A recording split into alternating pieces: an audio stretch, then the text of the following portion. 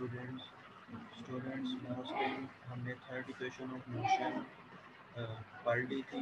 तो अपने next topic है वो हमारा कुछ यूज़फुल इंफॉर्मेशन है न्यूमेरिकल्स के लिहाज से बहुत इम्पोर्टेंट है यूज़फुल इंफॉर्मेशन कि किस तरह हम कन्वर्जन करते हैं। ठीक है, तो फर्स्ट जो है to convert metre per second, M S ये -1 लिखा हुआ है, इसको हम पढ़ते हैं metre per second. To convert metre per second to kilometre per our. ठीक है, ये h-1 को हम पर आवर पढ़ते हैं, या किलोमीटर h-1 यहाँ तो ज़्यादा स्टैंडर्ड है कि इसको आप पढ़ लें किलोमीटर पर आवर। ठीक है, तो हमने कोई भी वैल्यू हमें मीटर पर सेकंड में दी हो तो उसको हमें किलोमीटर पर आवर में कैसे कन्वर्ट करना होता है। तो ये देखें 1 मीटर पर सेकंड बराबर होता है जी 0.001 किलोमीटर के, और मल्टीप्लाई बाय 3600 पर आवर के। तो ये मल्टीप्लाई करेंगे तो आपके पास 1 मीटर पर सेकंड आ जाएगा 3.6 किलोमीटर पर आवर। तो आपको बेसिक ये पता होना चाहिए कि 1 मीटर पर सेकंड किसके इक्वल है, 3.6 किलोमीटर पर आवर के इक्वल है। ठीक है, 1 metre per second 3.6 kilometre per our के इक्वल है। अब हमें क्वेश्चन आता है, बता के क्वेश्चन आता है कि 20 मीटर पर सेकंड को कन्वर्ट करना है हमने किलोमीटर में। तो हम क्या करते हैं, हमें पता है ये जो ms-1 है मीटर पर सेकंड, ये किसके इक्वल है जी 3.6 किलोमीटर पर आवर के। तो हम इस 20 के साथ मल्टीप्लाई कर देते हैं 3.6 किलोमीटर पर आवर। तो 20 multiply by 3.6 kilometre per our, तो ये हो जाता है 72 किलोमीटर पर आवर। ठीक है, आपने जब भी कन्वर्जन करनी है तो हमने अगर मीटर पर सेकंड से किलोमीटर पर सेकंड, किलोमीटर पर आवर में कन्वर्ट करना है, तो हम क्या करेंगे 3.6 किलोमीटर पर आवर से किसी भी चीज़ को मल्टीप्लाई कर देंगे। अब कहता है 20 को करना है, तो हम 20 को मल्टीप्लाई कर देंगे 3.6 के साथ किलोमीटर पर आवर, तो वो देखिए 72 बन गया। अब आपने 72 में कन्वर्ट कर दिया। ठीक हो गया। अगर यहाँ पे 50 होता, 50 मीटर पर सेकंड को करना होता तो हमने 50 मल्टीप्लाई बाय 3.6। अगर 100 होता 100 मल्टीप्लाई बाय 3.6।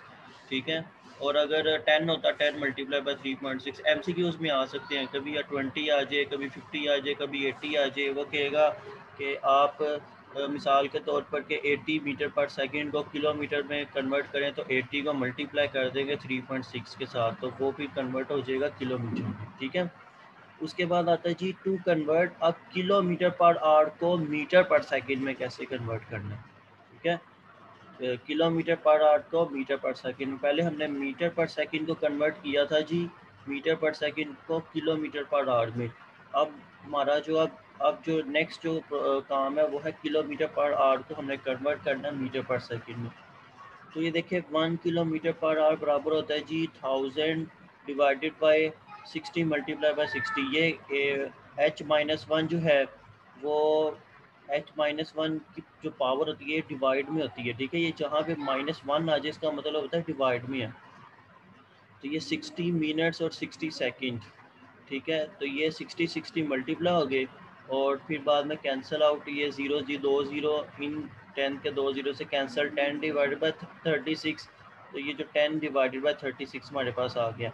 अब हमें कहता है कि हमने किसी भी वैल्यू को अब हमने किलोमीटर पर आवर से मीटर पर सेकंड में कन्वर्ट करना है, तो हमें पता होना चाहिए। मिसाल के तौर पर यहाँ पे देखें 50 किलोमीटर पर आवर को हमने कन्वर्ट करना है मीटर पर सेकंड में, तो देखें 50 मल्टीप्लाई किया 10 डिवाइडेड बाय 36। ठीक है, तो 10 डिवाइडेड बाय 36 किया तो हमारे पास आ गया जी 13.88। सही हो गया। तो ये आपके पास ये दो चीज़ें याद होनी चाहिए। अगर आपने मीटर पर सेकंड को किलोमीटर में कन्वर्ट करना है, आपके पास 3.6 किलोमीटर पर आवर होना चाहिए। ठीक है, 3.6 किलोमीटर पर आवर से मल्टीप्लाई करेंगे। अगर आपने किलोमीटर पर आवर को मीटर पर सेकंड में करना है तो 10 डिवाइडेड बाय 36 होना चाहिए। ठीक है, तो ये दो चीज़ें आपको पता है तो आप इजीली कर सकते हैं।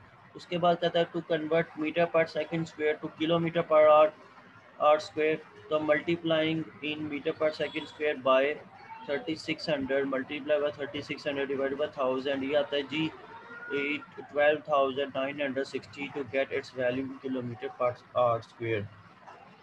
तो अगर आपने मीटर पर सेकंड स्क्वायर को किलोमीटर पर आवर में कन्वर्ट करना तो आपने 12,960 से फिर आप क्या करेंगे, मल्टीप्लाई करेंगे।